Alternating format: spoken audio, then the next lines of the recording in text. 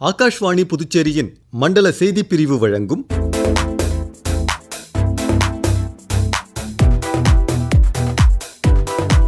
"2025 புதுச்சேரி". 2025ஆம் ஆண்டில் புதுச்சேரியில் நடைபெற்ற முக்கிய நிகழ்வுகளின் தொகுப்பு. எழுதியவர் மூத்த பத்திரிகையாளர் திரு தில்லையப்பன்.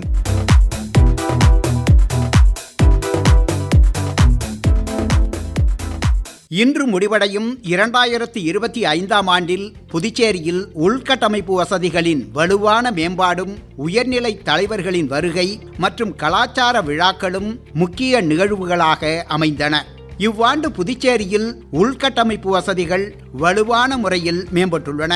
சுமார் 2000 கோடி ரூபாய் மதிப்பில் பல்வேறு சாலை, குடிநீர் மற்றும் கழிவுநீர் திட்டங்கள் இவ்வாண்டில் மேற்கொள்ளப்பட்டன. இந்திரா காந்தி சிலைக்கும் ராஜீவ்காந்தி சிலைக்கும் இடையே 436 கோடி ரூபாய் செலவில் மேம்பாலம் அமைக்கும் பணிகளுக்கு மத்திய அரசு ஒப்புதல் அளித்தது.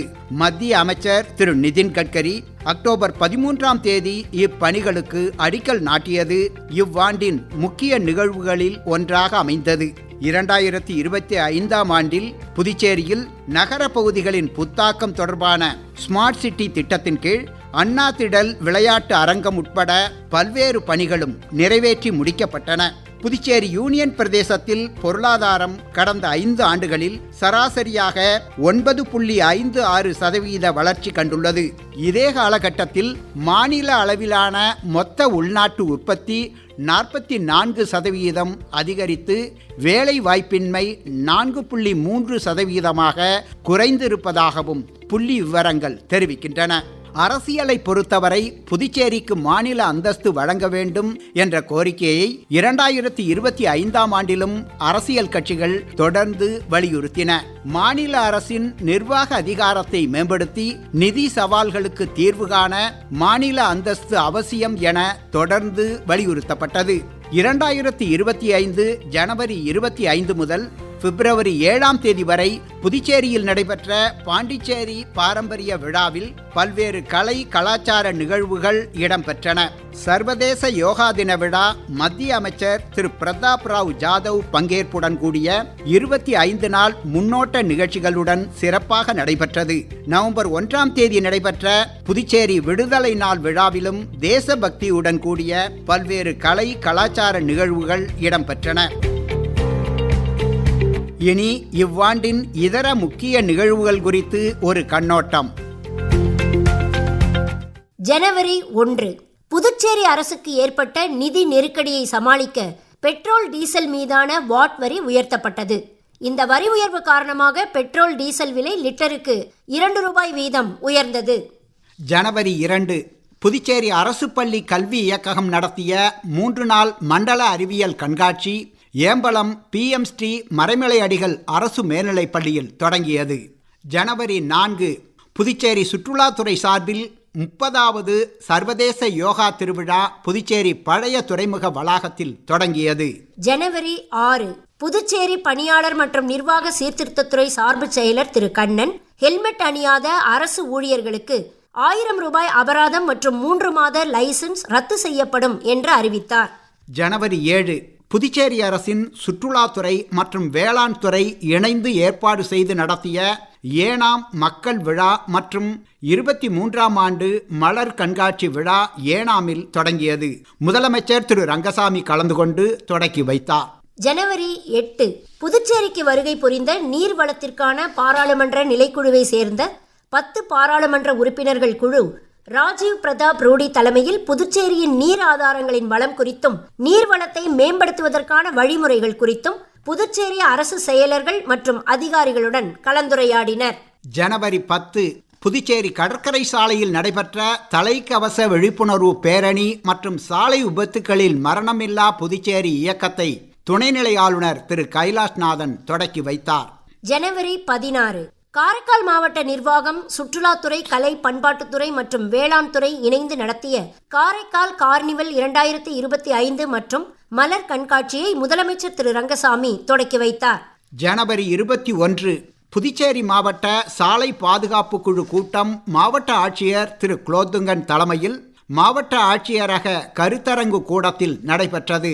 இதில் அனுமதியின்றி அமைக்கப்பட்ட பேனர்களை அகற்றுவது குறித்து முடிவு எடுக்கப்பட்டது. ஜனவரி 24 புதுவை பல்கலைக்கழகத்தில் நடைபெற்ற 2 நாள் சர்வதேச உளவியல் மாநாட்டை மத்திய இணையமைச்சர் டாக்டர் எல் முருகன் தொடக்கி வைத்தார். ஜனவரி 28 புதுச்சேரியில் 2025-26 நிதியாண்டிற்கான பட்ஜெட் தயாரிக்க மாநில வளர்ச்சிக்கான ஆலோசனை குழு கூட்டம் துணைநிலை ஆளுநர் திரு கைலாஷ்நாதன் தலைமையில் நடைபெற்றது. ஜனவரி 31 புதுவை கடற்கரையில் நடைபெற்ற விஸ்வகர்மா கைவினைப் பொருட்கள் கண்காட்சியை துணைநிலை ஆளுநர் திரு கைலாஷ்நாதன் தொடக்கி வைத்தார். பிப்ரவரி 3 புதுச்சேரி கடற்கரை சாலையில் உள்ள புனரமைக்கப்பட்ட கலை பண்பாட்டுத்துறை கட்டிடத்தை துணைநிலை ஆளுநர் திரு கைலாஷ்நாதன் திறந்து வைத்தார். பிப்ரவரி 4 புதுச்சேரி சுற்றுலாத்துறை சார்பில் பழைய துறைமுக வளாகத்தில் நடைபெற்ற 30வது சர்வதேச யோகா திருவிழாவை துணைநிலை ஆளுநர் திரு கைலாஷ்நாதன் தொடக்கி வைத்தார். பிப்ரவரி 5 புதுவை அரசு சார்பாக நடைபெற்ற நுகர்வோர் பாதுகாப்பு சட்டம் குறித்த பயிற்சி மற்றும் கருத்தரங்கில் கலந்து கொள்வதற்காக மத்திய சட்டம் மற்றும் நீதித்துறை இணை அமைச்சர் திரு அர்ஜுன் ராம் மேக்வால் புதுச்சேரிக்கு வருகை புரிந்தார். பிப்ரவரி 8 புதுச்சேரியில் காவல்துறைக்கும் வழக்கறிஞர்களுக்கும் இடையே நல்லுறவை பேணுவதற்காக அமைக்கப்பட்டுள்ள மாநில அளவிலான ஒருங்கிணைப்பு குழுவின் முதல் ஆலோசனை கூட்டம் சென்னை உயர்நீதிமன்ற நீதிபதி திரு சுப்பிரமணியன் தலைமையில் நடைபெற்றது. பிப்ரவரி 9 மத்திய தகவல் மற்றும் ஒலிபரப்புத்துறை இணை அமைச்சர் டாக்டர் எல் முருகன் புதுச்சேரியில் செய்தியாளர்களிடம் பேசுகையில், பிஜேபி ஆட்சிக்கு வந்த 2014 இந்தியா உலக பொருளாதார வளர்ச்சியில் 11வது இடத்தில் இருந்தது. கடந்த 10 ஆண்டுகளில் 6 இடங்கள் முன்னேறி 5ஆம் இடத்திற்கு சென்றுள்ளது.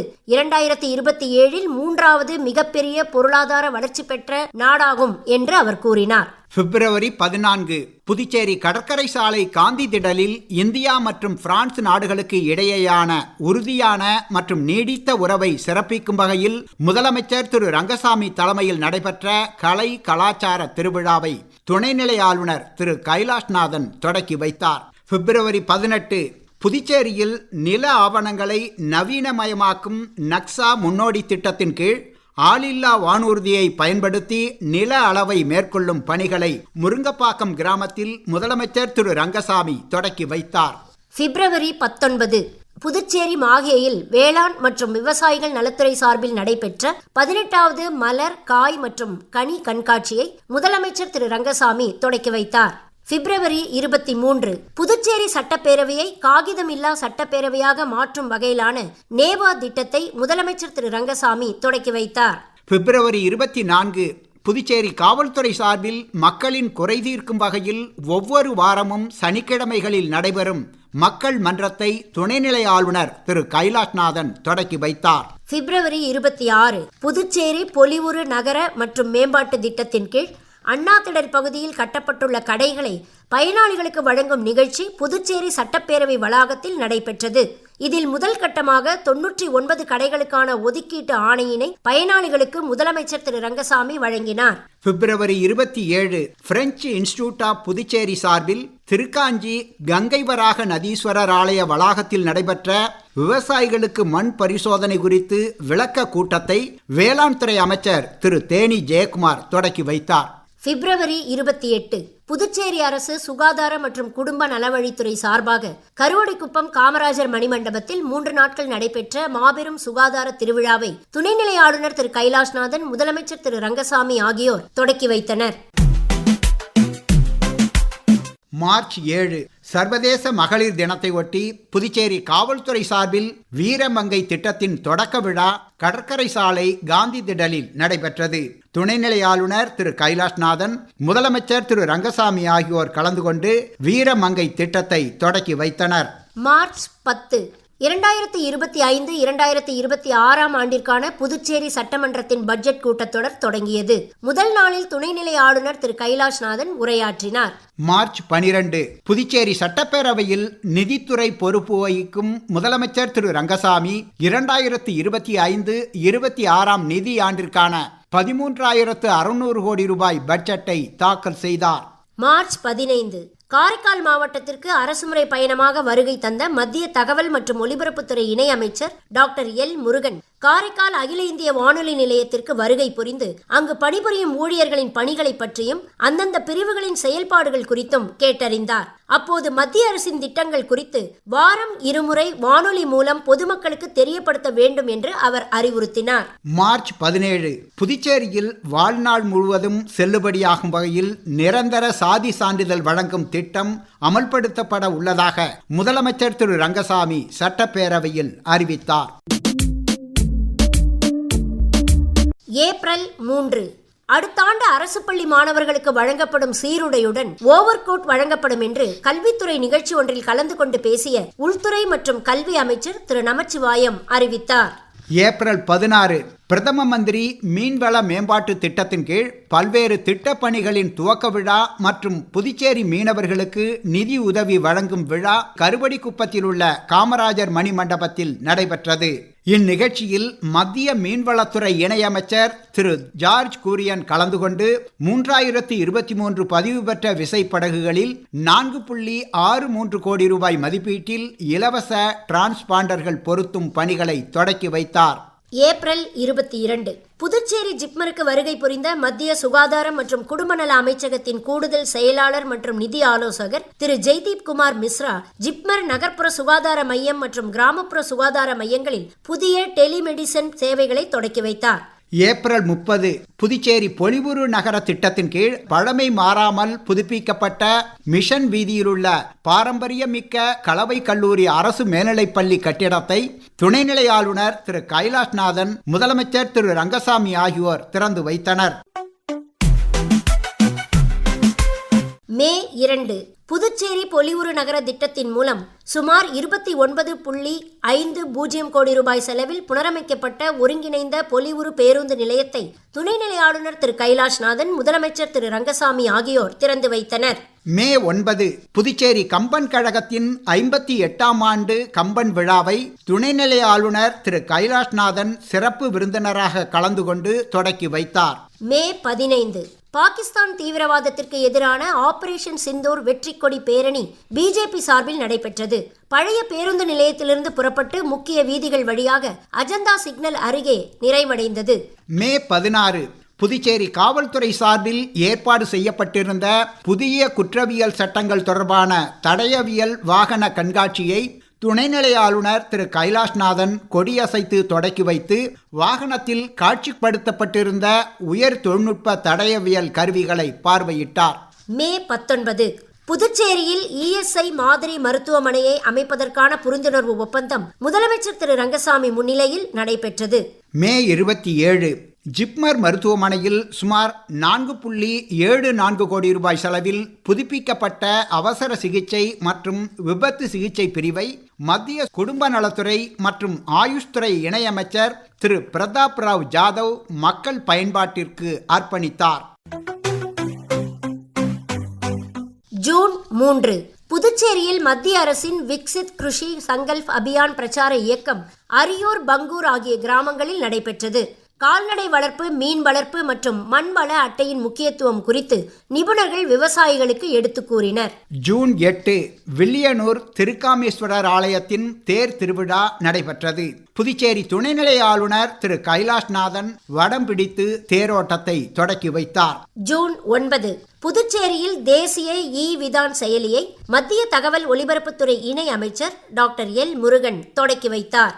ஜூன் 23 புகையிலை இல்லா இளைஞர் நலன் இயக்கம் 2.0வை சிறப்பாக செயல்படுத்தியதற்காக மத்திய அரசின் சுகாதாரம் மற்றும் குடும்ப நல அமைச்சகம் புதுச்சேரி யூனியன் பிரதேசத்திற்கு விருது வழங்கியது. ஜூன் 27 புதுச்சேரி ராஜீவ்காந்தி அரசு பெண்கள் மற்றும் குழந்தைகள் மருத்துவமனையில் புதிதாக நிறுவப்பட்டுள்ள ஒருங்கிணைந்த தானியங்கி உயிர் வேதியியல் பகுப்பாய்வு கருவியை முதலமைச்சர் திரு ரங்கசாமி தொடக்கி வைத்தார். புதுச்சேரியில் ஆதிதிராவிடர் நலத்துறை அமைச்சர் திரு சாய் சரவணன்குமார் பதவியை ராஜினாமா செய்தார். கட்சி மேலிடம் உத்தரவிட்டதால் அமைச்சர் பதவியிலிருந்து விலகுவதாக அவர் செய்தியாளர்களிடம் கூறினார். ஜூன் 30 மத்திய அறிவியல் தொழில்நுட்பத்துறை இணையமைச்சர் டாக்டர் ஜிதேந்திர சிங் புதுச்சேரியில் நடைபெற்ற இந்திய பொது நிர்வாக கழகத்தின் தென் மண்டல மாநாட்டை தொடக்கி வைத்தார். புதுச்சேரியில் உள்ள அனைத்து பள்ளிகள், மாணவர்கள், ஆசிரியர்கள் மற்றும் இதர வசதிகள் பற்றிய எல்லா தகவல்களும் அடங்கிய தரவுத்தளமாக கல்வித்துறை சார்பில் உருவாக்கப்பட்டுள்ள வித்யா சமீக்ஷா கேந்திரா என்னும் இணையதள வசதியை துணைநிலை ஆளுநர் திரு கைலாஷ்நாதன் தொடக்கி வைத்தார். ஜூலை 1 3 புதிய குற்றவியல் சட்டங்களின் அமலாக்கம் தொடங்கி ஓராண்டு நிறைவடைந்ததை குறிக்கும் வகையில் நடைபெற்ற விழாவில் முதலமைச்சர் திரு ரங்கசாமி புதுச்சேரியில் 3 புதிய குற்றவியல் சட்டங்களின் அமலாக்கம் குறித்த ஆண்டு மலரை வெளியிட்டார். ஜூலை 3 மத்திய சுகாதார அமைச்சகம் மூலமான ஏற்பாட்டின் கீழ் 2 நாள் பயணமாக புதுச்சேரிக்கு வருகை புரிந்த தேசிய அளவிலான 10 உறுப்பினர்கள் கொண்ட ஊடக குழுவினர் துணைநிலை ஆளுநர் திரு கைலாஷ்நாதனை சந்தித்து பேசினர். ஜூலை 4 சென்னையிலிருந்து விசாகப்பட்டினம் செல்லும் வழியில் முதல் முறையாக புதுச்சேரிக்கு வந்து சேர்ந்த கார்டிலா என்னும் சொகுசு கப்பலின் சுற்றுலா பயணிகளை சுற்றுலாத்துறை செயலர் திரு மணிகண்டன் வரவேற்றார். சொகுசு கப்பல் வருவதால் சுற்றுலா மேம்படும் என்றும் அவர் கூறினார். ஜூலை 15 புதுச்சேரியில் கல்லூரி படிப்பின் எல்லா பாடப்பிரிவுகளிலும் அரசு பள்ளி மாணவர்களுக்கு 10% இடஒதுக்கீடு நடப்பு கல்வியாண்டு முதலே அமல்படுத்தப்படும் என முதலமைச்சர் திரு ரங்கசாமி தெரிவித்தார். ஜூலை 19 புதுச்சேரியில் அலையன்ஸ் பிரான்சே அமைப்பும் அறிவியல் பேரவையும் இணைந்து ஏற்பாடு செய்திருந்த குழந்தைகள் திரைப்பட விழா சுய்ப்ரேன் வீதியில் உள்ள அலையன்ஸ் பிரான்சே கலையரங்கில் தொடங்கியது. ஜூலை 21 புதுச்சேரியில் அனுமதியில்லாத கட்டிடங்கள் மற்றும் விதிமீறல் கட்டிடங்களுக்கான ஒருமுறை ஒழுங்குமுறை திட்டத்தை முதலமைச்சர் திரு ரங்கசாமி தொடக்கி வைத்தார்.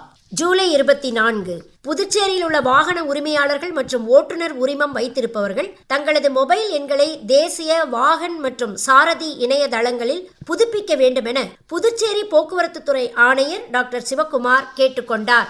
ஜூலை 27 ஏனாமில் புதுச்சேரி மாநில கூட்டுறவு வங்கியின் புதிய வளாகத்தை கூட்டுறவு சங்கங்களின் பதிவாளர் திரு யஷ்வந்தையா திறந்து வைத்தார். ஜூலை 28 புதுச்சேரியில் முதல் முறையாக மேட்டுப்பாளையம் ரா சீனிவாசன் அரசு உயர்நிலைப் பள்ளி ISO உலக தர சான்றிதழ் பெற்ற பள்ளியாக உருவெடுத்துள்ளது. இது தொடர்பாக பள்ளி வளாகத்தில் நடைபெற்ற விழாவில் முதலமைச்சர் திரு ரங்கசாமி கலந்து கொண்டு ISO சான்றிதழை பள்ளிக்கு வழங்கினார். ஆகஸ்ட் 6 புதுச்சேரியில் கடலூர் சாலை AFT மைதானம் அருகே ரயில்வே மேம்பால பணிகள் தொடங்கியுள்ளதால் அப்பகுதியில் போக்குவரத்து மாற்றம் செய்யப்பட்டுள்ளதாக அறிவிக்கப்பட்டது. ஆகஸ்ட் 12 புதுச்சேரியில் ஒவ்வொரு வீட்டிலும் மூவர்ண கொடி என்ற மாநில அளவிலான நிகழ்ச்சியை துணைநிலை ஆளுநர் திரு கைலாஷ்நாதன் தொடக்கி வைத்தார். 79வது சுதந்திர தினத்தை முன்னிட்டு இந்திய கடற்படை சார்பில் புதுச்சேரி பழைய துறைமுக வளாகத்தில் இசை நிகழ்ச்சி நடைபெற்றது.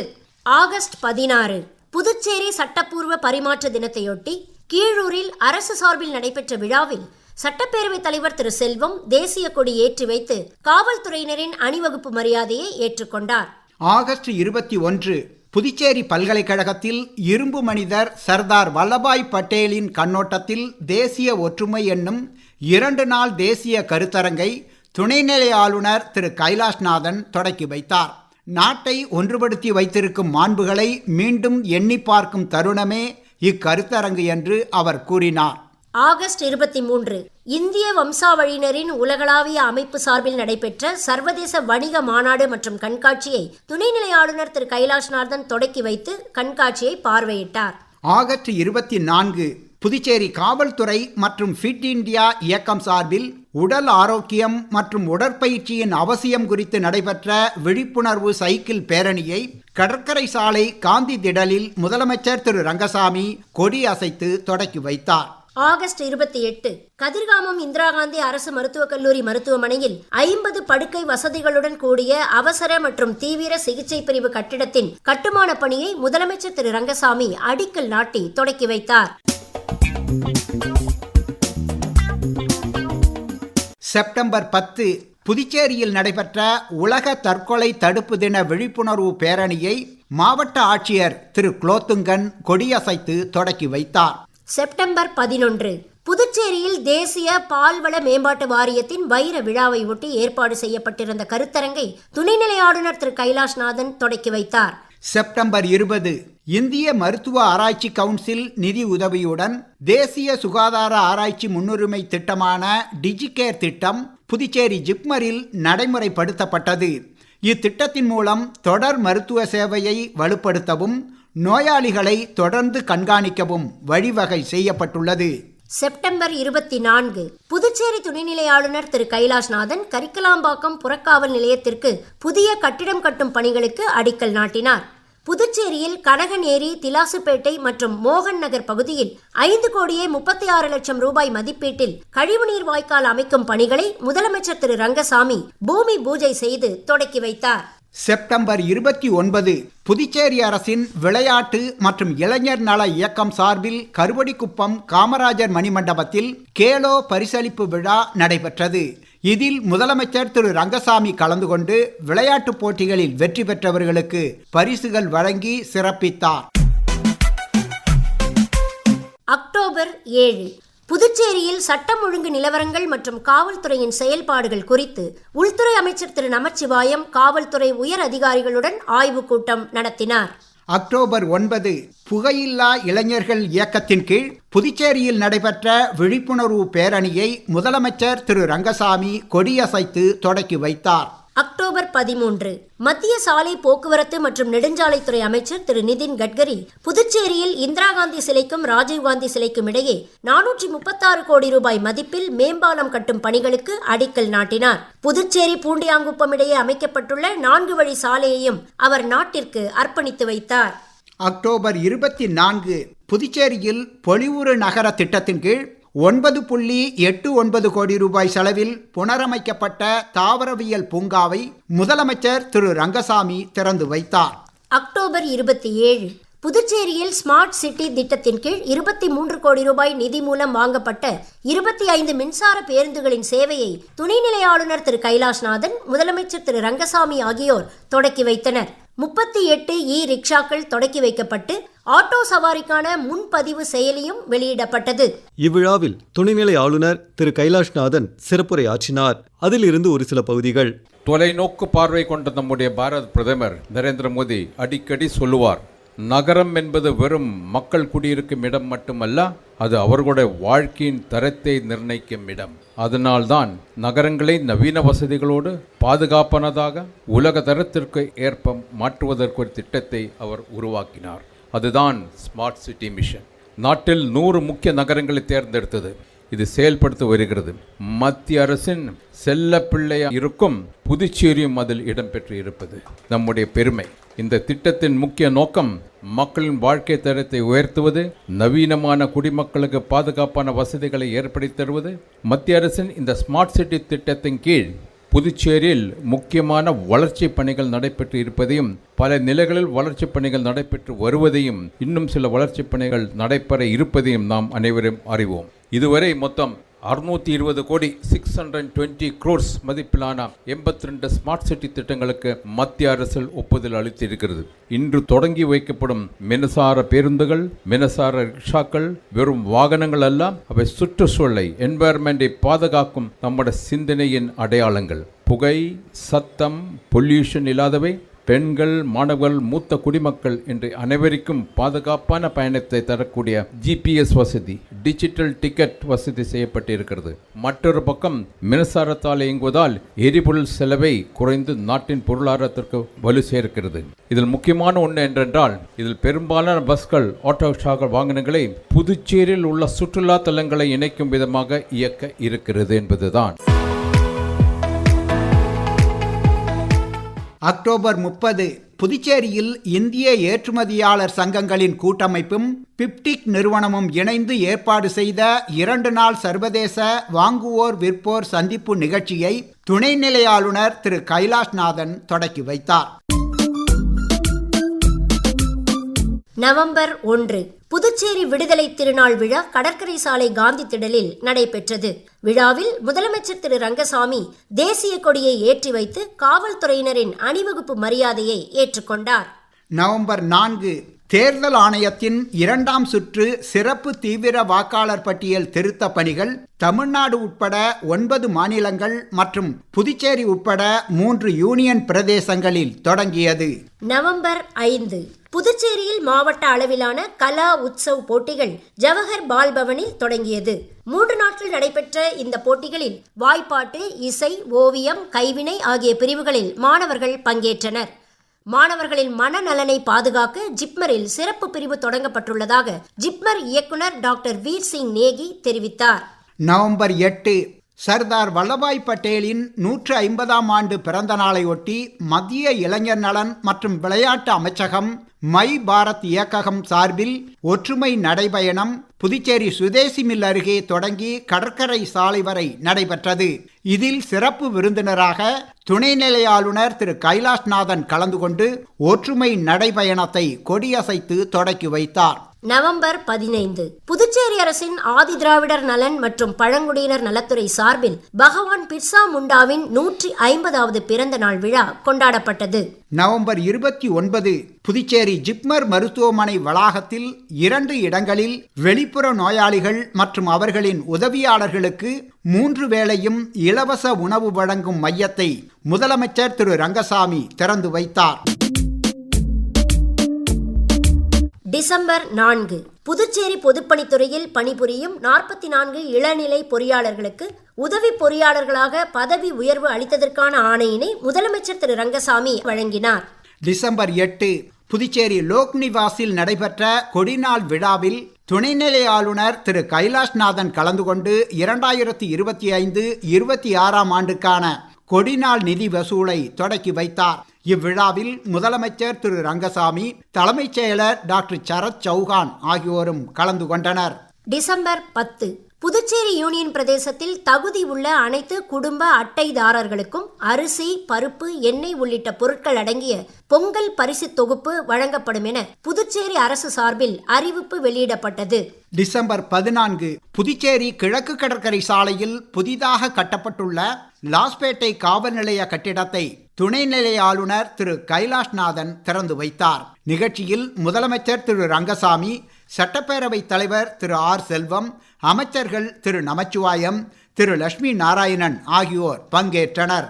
டிசம்பர் 18 புதுச்சேரியில் ஆதி திராவிடர் மற்றும் பழங்குடியினர் வன்கொடுமை தடுப்பு சட்டத்தின் அமலாக்கம் பற்றிய உயர்நிலை கண்காணிப்பு குழுவின் கூட்டம் முதலமைச்சர் திரு ரங்கசாமி தலைமையில் நடைபெற்றது. டிசம்பர் 29 குடியரசு துணைத் தலைவர் திரு CP ராதாகிருஷ்ணன் புதுச்சேரி பல்கலைக்கழகத்தின் 30வது பட்டமளிப்பு விழாவில் சிறப்பு விருந்தினராக கலந்து கொண்டு மாணவ மாணவிகளுக்கு பட்டங்களையும் பதக்கங்களையும் வழங்கி சிறப்பித்தார். முன்னதாக ஸ்மார்ட் நகர திட்டத்தின் கீழ் குமரகுரு பள்ளத்தில் கட்டப்பட்டுள்ள அடுக்குமாடி குடியிருப்புகளின் சாவிகளை அவர் பயனாளிகளிடம் ஒப்படைத்தார்.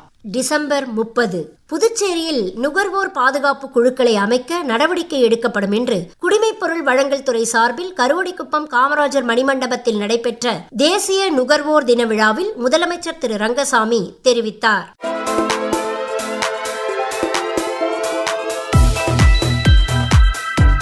நேயர்கள் இதுவரை கேட்டது 2025 புதுச்சேரி.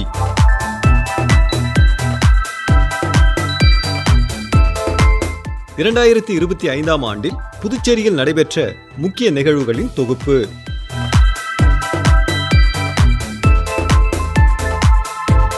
எழுதியவர் மூத்த பத்திரிகையாளர் திரு தில்லையப்பன். குரல் வண்ணம் சி நாராயணசாமி, எஸ் மலர்விழி.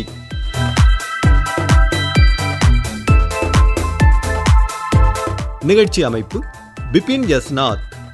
அமைப்பில் உதவி பி இளஞ்செழியன்.